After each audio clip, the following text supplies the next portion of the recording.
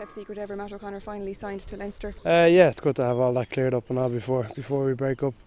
But I've kind of left any of that aside from my end of it and been kind of focusing on games. But it is good to have it done. I suppose the first thing that you need to look at first is Glasgow this weekend.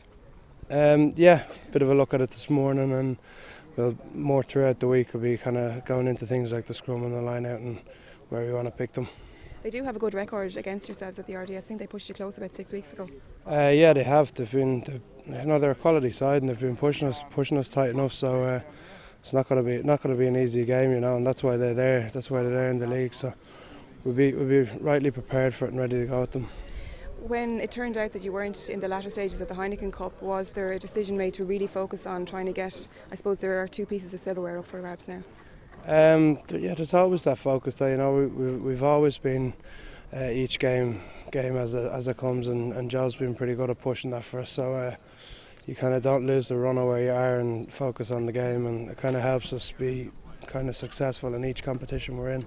I'm sure you'll have some dealings, or a lot of dealings with Joe in the coming years, but I suppose you'd like to pay tribute to him too for what he's done with Leinster. Yeah, of course. Tribute is the work that's gone in and where we are, and obviously the history already. So it'd be nice to finish out with 2 plates.